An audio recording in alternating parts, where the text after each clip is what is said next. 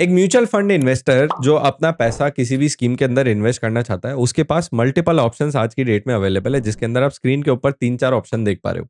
इन सभी ऑप्शंस को मैं आज डिटेल में कवर करने वाला हूँ और बताने वाला हूँ कि कैसे एक म्यूचुअल फंड इन्वेस्टर अलग-अलग चीज़ों का इस्तेमाल करके अपनी रिक्वायरमेंट के हिसाब से किसी भी म्यूचुअल फंड स्कीम के अंदर पैसे लगा सकता है। अब इस चैप्टर को शुरू करने से पहले मैं सबसे पहले इस चीज़ के बारे में बात करना चाहता हूँ, एसआईपी सिस्टमैटिक इन्वेस्टमेंट प्लान।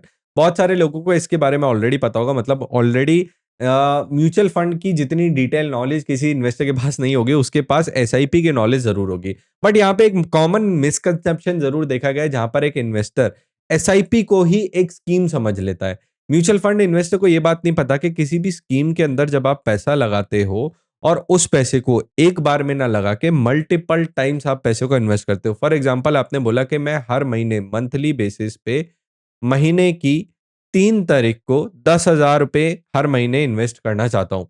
ये 3 चीज़ें जैसे ही आपने बताई और इस ₹10,000 को मैं एक म्यूचुअल फंड स्कीम के अंदर लगाना चाहता हूँ। यानी कि मेरे बैंक अकाउंट में से पैसा निकल के एक म्यूचुअल फंड स्कीम में चला जाए और ये बात मुझे खुद से बैठ के मैनुअली ना करनी पड़े, हर महीने की 3 तारीख को ये पैसा खुद से कट के चला जाए।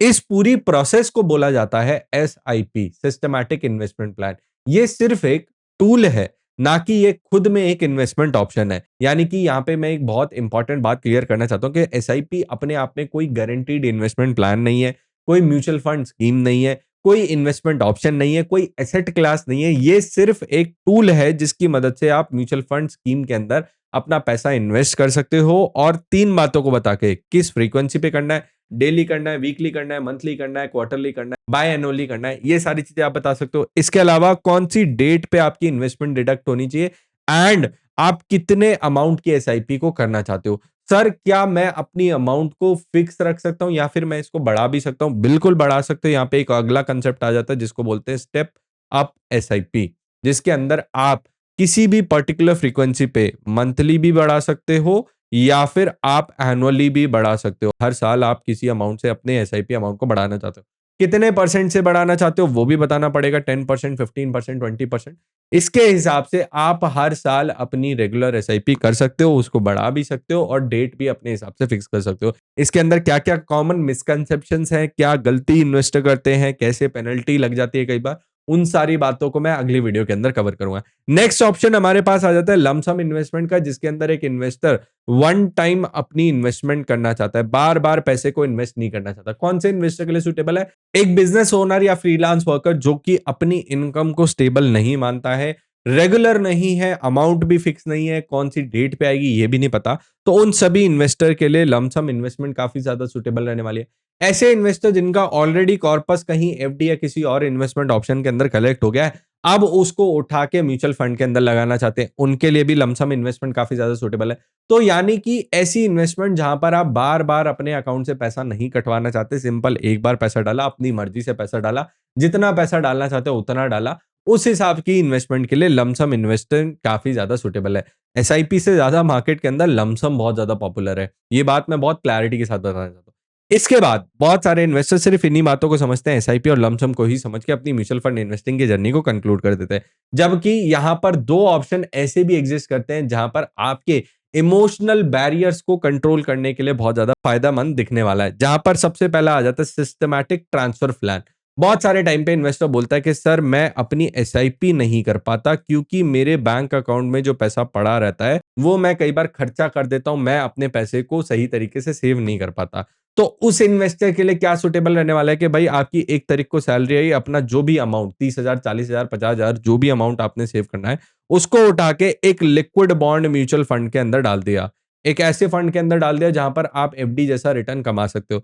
अब इस फंड में से आपने बोला कि जो भी मेरी इक्विटी स्कीम्स हैं, जो कि शेयर बाजार के अंदर पैसा जहां पे लगने वाला है, उसके अंदर मैं पैसे को धीरे-धीरे करके ट्रांसफर करता रहूं। यानी कि ₹10,000 की मैंने एक एसटीपी चालू कर दी, जो भी डेट मैंने सेट करनी है उस पे कर दी, या वीकली करनी है, डेली करनी है, मंथली करनी है, जो भी अमाउंट मैंने करनी है उसके अंदर मैंने अपनी एसटीपी चालू कर दी। इसको मैं एक और एग्जांपल से समझाता हूं। फॉर एग्जांपल, आपने एक डेली एसआईपी चलानी है और आपको पता है कि महीने में 30 दिन होते हैं और 30 दिन तक मैं हर दिन एसआईपी करना चाहता हूं, बट बार-बार मैं अपने बैंक अकाउंट पे ट्रांजैक्शन नहीं लाना चाहता। कई बार ऐसा होगा कि भाई मैंने खर्चा कर दिया उठा के और उसकी वजह से मेरे बैंक अकाउंट के ऊपर ट्रांजैक्शन आई, बाउंस हो गई, उसकी वजह से मेरे ऊपर पेनल्टी लग गई।